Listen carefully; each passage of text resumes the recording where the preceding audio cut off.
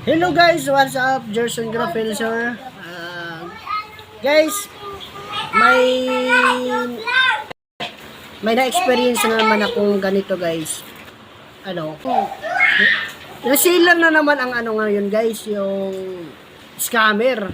Ganito po yung nangyayari no. Ang seller may binibenta na product. Ngayon guys, pag may bibili na yon, ibubok ng seller. Once na naibok na guys, sabihin sabihin ng customer niya na babayaran ko pag nandiyan na si rider. Ngayon, once na sabihin na nag-book na si rider or yung seller or si customer nag-book na. Tapos ngayon, yung scammer guys, sasabihin na kahit hindi pa sila nagkita ng rider, tatawagan niya ngayon yung buyer. Sabihin niya, "Sir, ipasan niyo na po.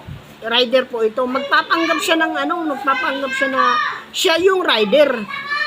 Tatawag doon sa buyer na gamit ibang number.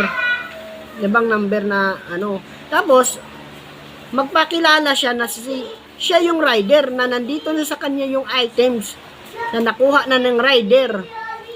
Ngayon, pag nanwala yung yung buyer na nakuha na ni rider yung items, nandun na siya, hihintayin na lang yung bayad. Ngayon magpapasa na ng pera yung buyer doon sa seller. Ngayon, pagbayad nung yung buyer, hindi na naman makontak si seller dahil scammer pala yun.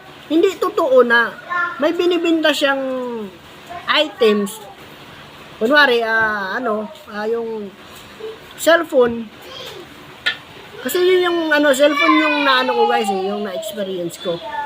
Kaya yung cellphone, tumawag ako sa buyer, "Sir, sino ba yung nag-book?" Hindi ko makontak yung hindi ko makontak yung pick up location. Ngayon, nakabayad na yung yung customer niya sa seller. Ang sabi niya, "Sir, hindi mo pa pala nakuha." Hindi pa. Dahil nagbigay na daw siya ng pera. Nagbayad na daw siya doon sa seller. Kaya may tumawag sa kanya na rider daw siya, napakilalang rider na nandun na daw siya na nakuha niya na yung items. Guys, yan po yung bagong modus ngayon ng mga scammer guys. Yung scammer may kunyaring ibibenta. Pag once na bili ng buyer, ang buyer magpapasa ng pera doon sa seller, sa scammer.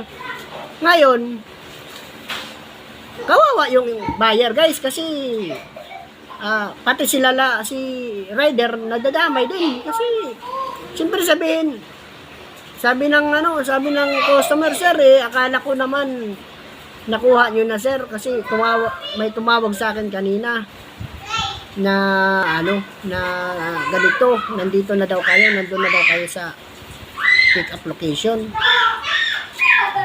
Kaya guys, paalala ko sa inyo guys, mga buyer, mag-ingat po kayo sa mga bagong modus ngayon ng scammer. Kasi yun yung mga panibago na namang modus na magbibenta kunyari, tapos wala palang items, tapos papasa kayo ng pera, scam na. Wala na yung pera mo. Kaya guys, buyer at seller, mag-ingat po kayo sa mga scammer. Ang dami ko nang na-experience na ganito guys. Kaya saludo pa rin ako sa mga rider. Ingat po kayong lahat. Salamat sa suporta. God bless po at mabuhay kayong lahat. Sana wag nyo nang kalimutang mag-like and follow guys sa aking Facebook account. Maraming salamat at magandang araw.